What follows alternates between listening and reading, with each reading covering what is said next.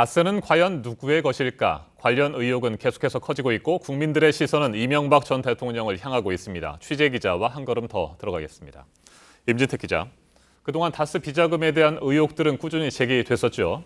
네, 그렇습니다. 지난 2012년 말에 한겨레 신문에서 2008년 정호영 BBK 특검 당시에 이 수사 과정에서 130억 원 정도의 비자금을 발견했다고 보도를 했습니다. 그런데 어찌된 일인지 이 특검이 수사 발표를 할 때는 이런 내용이 빠졌다는 의혹을 제기했던 겁니다. 네, 그렇다면 비자금의 규모나 운영 등에 대한 의혹을 보다 구체화하는 내용은 이번이 처음이다, 이렇게 볼 수 있습니까? 그렇습니다. 이 다스의 비자금에 대한 구체적 정황을 설명할 수 있는, 의심할 수 있는 문건이 나온 건 이번이 처음입니다. 다만 실제로 이런 계좌가 운영됐는지 여부는 이 금융거래 실명제법상 이 계좌 본인이나 이 수사기관만이 확인을 할 수가 있습니다. 네, 그러니까 이 문건에 대해서는 최종적으로 확인이 필요하다, 이런 얘기군요. 네, 하지만 저희는 이 문건들을 이 복수의 회계사들에게 수차례 분석을 했습니다.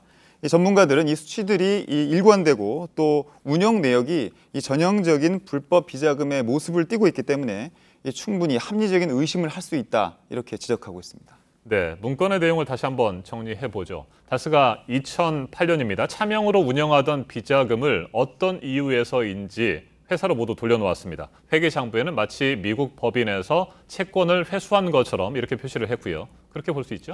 네, 정리하면 그런 겁니다. 이 문건들은 다스의 내부 문건으로, 내부 보고용 문건으로 보이는데요. 이 두 장을 따로따로 놓고 보면 그 의미를 파악하기 쉽지 않습니다. 하지만 이 두 장을 연장선상에서 분석을 해보면 어떻게 불법 비자금이 조성이 됐는지 그런 의혹을 갖기에 충분하다는 지적이 나오고 있는 겁니다. 네, 앞에서도 전해드렸습니다만 지금 많은 사람들이 다스의 실제 소유자는 누구냐, 이런 의혹을 아주 강하게 품고 있습니다. 그 측면에서 이번 문건은 상당히 의미가 있다고 볼 수 있겠군요. 그렇습니다. 이 리스크를 감수하면서까지 비자금을 운영한다는 것은 이 실제 경영과는 좀 동떨어진, 다시 말해서 이 정치적 의도가 있지 않느냐, 이런 의심을 할 수 있는 대목인데요. 이 정도 규모의 비자금은 실제 주인만이 조성하고 운영할 수가 있다는 얘기가 됩니다. 따라서 이런 계좌가 실제했다면 누가 어떤 목적으로 만들었는지 또 어떻게 쓰였는지를 밝힘으로써 이 소유주에 대한 실체적 진실에 우리가 한 발 더 다가갈 수 있게 되는 겁니다. 네, 그렇기 때문에 이번 문건에 대해서는 정밀 검증이 시급하게 이루어져야 할 것 같습니다.